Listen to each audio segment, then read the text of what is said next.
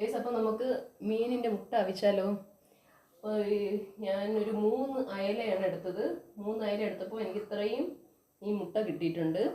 അപ്പോൾ അത് നന്നായിട്ട് കഴുകി വൃത്തിയാക്കി ഒരു 1/2 ഗ്ലാസ് വെള്ളം കൂടെ ഒഴിച്ചിട്ട് പാനിൽ വേവിക്കാൻ വെക്കണം. ഒരു നുള്ളുപ്പ് ഇട്ട് കൊടുക്കുക. എന്നിട്ട് അടച്ചു വെച്ച് വേവിക്കുക ഗൈസ്. ഇത് വെന്ത് കഴിയുമ്പോഴേക്കും വെള്ളമെല്ലാം വറ്റി കഴിയുമ്പോഴേക്കും ഒരു 2-3 ഡ്രോപ്പ് എണ്ണ അത് കൂടെ ഒഴിച്ചു കൊടുക്കുക. ഭയങ്കര ടേസ്റ്റാണ് ഗൈസ്, ഭയങ്കര ടേസ്റ്റാണ്. അപ്പോൾ ഒന്ന് കണ്ടു നോക്കണേ. ഈ മീൻ ചെയ്ത് നോക്കണേ.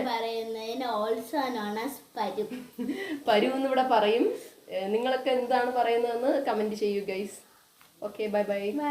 ഇതിന്റെ എങ്ങനെയുണ്ട് ഇതിന്റെ ടേസ്റ്റ് എന്ന് നമ്മൾ പറയുന്നതാണ്. ഇപ്പോൾ വെന്തിട്ട് കാണിച്ചു തരാം ഗൈസ്. അപ്പോൾ അമ്മയുടെ ചോദിച്ചു നോക്കാം ആയോ എന്ന്.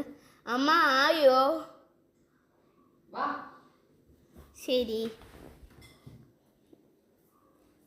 ഗൈസ്, പായെന്നാണ് തോന്നണത്. നോക്കാം. ഹായ്, നല്ല പരു ഗൈസ്. അപ്പോൾ ഇതാണ് നമ്മളെ പരു. അപ്പം അമ്മ എനിക്ക് തരുകയാണ്. നല്ല ടേസ്റ്റ് ഗൈസ്. അപ്പം ഞാൻ ഒരു പീസ് അമ്മയ്ക്കും കൂടെ കൊടുക്കുകയാണ്.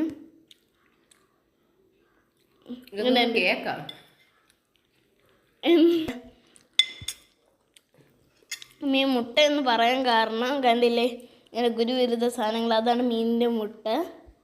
അതുകൊണ്ടാണ് മീൻ മുട്ട എന്ന് പറയുന്നത്. അപ്പോൾ ഈ സാധനത്തിന് നിങ്ങളുടെ നാട്ടിൽ എന്താണ് പറയണതെന്ന് കമൻറ്റ് ചെയ്യും.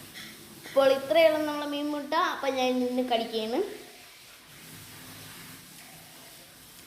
ഗൈസ്. സംഭവം ഒരു രക്ഷയിലും അടിപൊളി ടേസ്റ്റാണ്.